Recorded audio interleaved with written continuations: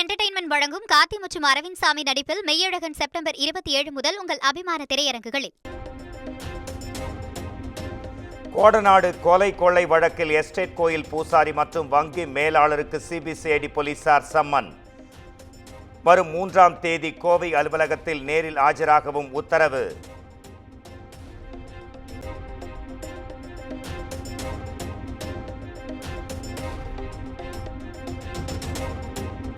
இலங்கை கடற்படையினரால் கைது செய்யப்பட்ட ராமேஸ்வரம் மீனவர்களுக்கு அக்டோபர் 10ஆம் தேதி வரை நீதிமன்ற காவல். 17 மீனவர்களும் வவுனியா சிறையில் அடைப்பு.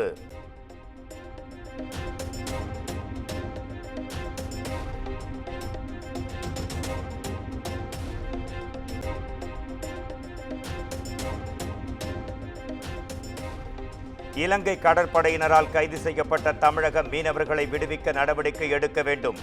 வெளியுறவுத்துறை அமைச்சர் ஜெய்சங்கருக்கு முதலமைச்சர் மு.க. ஸ்டாலின் கடிதம்.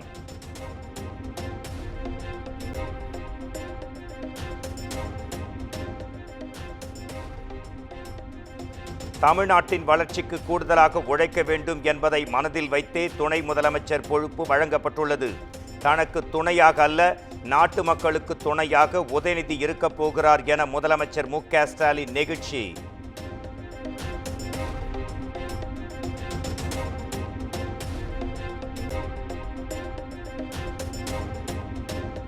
முதலமைச்சரின் எதிர்பார்ப்பையும் நம்பிக்கையையும் நிறைவேற்றும் வகையில் உறுதியுடன் பணிகளை தொடர்கிறேன். துணை முதலமைச்சர் உதயநிதி ஸ்டாலின் எக்ஸ் தளத்தில் பதிவு.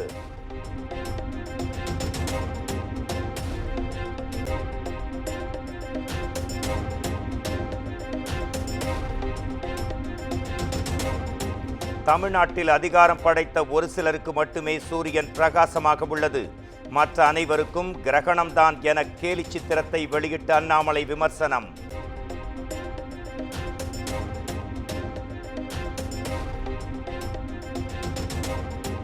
தமிழக அமைச்சரவையில் சேர்க்கப்பட்ட 4 பேர் அமைச்சர்களாக பதவியேற்பு. ஆளுநர் மாளிகையில் நடைபெற்ற நிகழ்ச்சியில் ஆர்.என். ரவி பதவி பிரமாணம் செய்து வைத்தார்.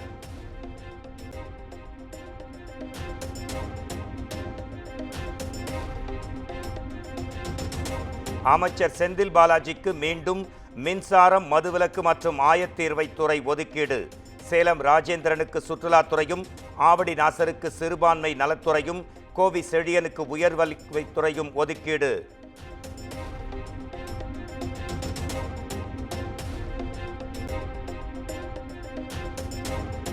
எந்த விமர்சனங்களுக்கும் ஆளாகாமல் துறையின் மூலம் மாநிலத்தை வளப்படுத்த வேண்டும்.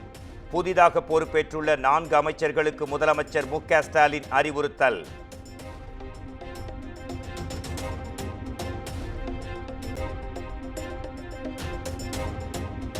நகர்ப்புற உள்ளாட்சி அமைப்புகளுடன் 460 கிராம ஊராட்சிகள் இணைப்பு. ஊராட்சிகளின் பதவிக்காலம் முடிந்தவுடன் இந்த இணைப்பு அமலுக்கு வரும் என தகவல்.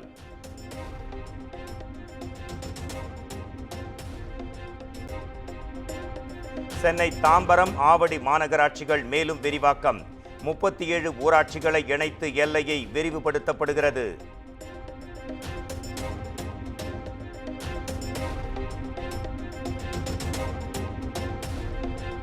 கும்பகோணத்தில் நடைபெற்ற தமிழக வெற்றி கழக கூட்டத்தில் புசி ஆனந்துடன் வாக்குவாதம் செய்த பெண்.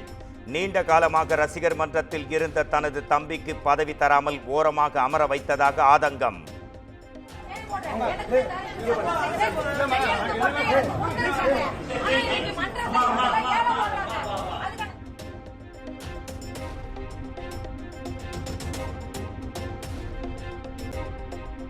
சென்னையில் பிரபல உணவகத்தில் வாங்கிய பிரியாணியில் இறந்து கிடந்த பல்லி. பிரியாணியை உட்கொண்ட ஒரே குடும்பத்தைச் சேர்ந்த 4 பேர் மருத்துவமனையில் அனுமதி.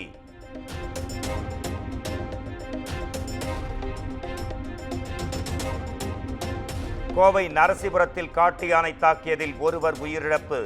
ஒற்றை காட்டு யானையின் நடமாட்டத்தால் கிராம மக்கள் அச்சம்.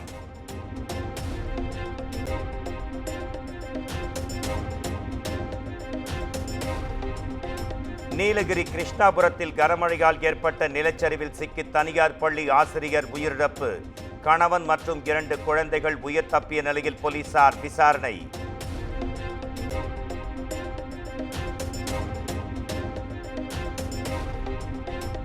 நீலகிரியில் பெய்து வரும் தொடர் மழையால் மலை ரயில் சேவை ரத்து.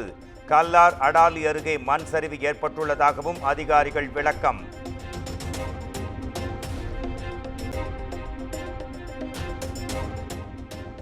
புரட்டாசி மாத பிரதோஷத்தை முன்னிட்டு சதுரகிரி சுந்தரமகாலிங்கம் கோயிலில் குவிந்த பக்தர்கள். தீவிர சோதனை மற்றும் கட்டுப்பாடுகளுடன் மலையேற பக்தர்களுக்கு அனுமதி.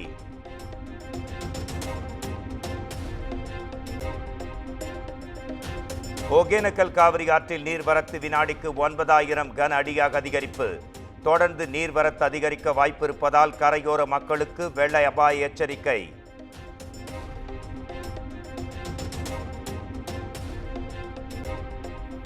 இரவு முழுவதும் கொட்டி தீர்த்த கனமழையால் குற்றால அருவிகளில் வெள்ளப்பெருக்கு. முன்னெச்சரிக்கை நடவடிக்கையாக சுற்றுலா பயணிகள் குளிக்க தடை.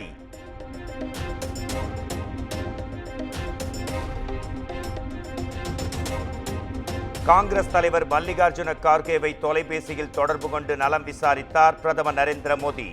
தேர்தல் பரப்புரையில் மயக்கமடைந்த நிலையில் நலம் விசாரித்தார்.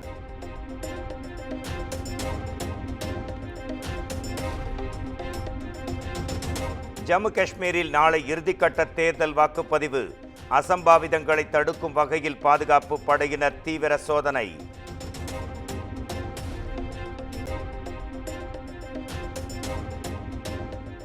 மக்களவை எதிர்க்கட்சித் தலைவர் ராகுல் காந்தி பொய்களின் தொழிற்சாலை என அமித்ஷா விமர்சனம்.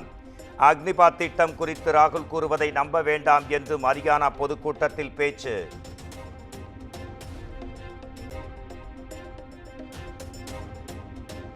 வக்ஃபு மசோதாவில் உள்ள பிரச்சனைகள் களையப்பட்டு வரும் குளிர்கால கூட்டத்தொடரில் நிறைவேற்றப்படும்.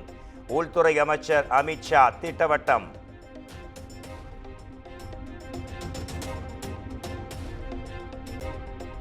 கர்நாடகாவில் நடத்தப்பட்ட சாதிவாரி கணக்கெடுப்பின் அறிக்கையை விரைவில் செயல்படுத்துவேன். கர்நாடக முதலமைச்சர் சித்தராமையா உறுதி.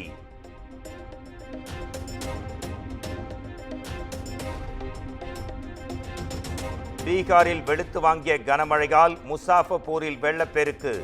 மின்வாரிய அலுவலகத்திற்குள் புகுந்த மழை நீரால் மின்சாரம் துண்டிப்பு.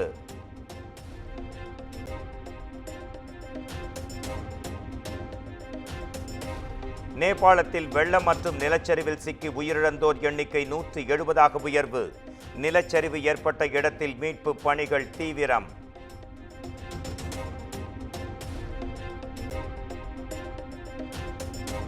மத்திய பிரதேசத்தில் மைகார் பகுதியில் லாரி மீது பேருந்து மோதிய விபத்து.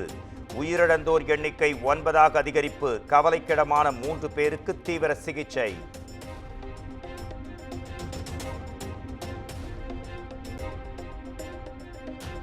அமெரிக்க அதிபர் ஜோ பைடனை போல் துணை அதிபர் கமலா ஹாரிஸ் மனநலம் பாதிக்கப்பட்டவர். முன்னாள் அதிபர் டொனால்ட் ட்ரம்ப் கடும் தாக்கு.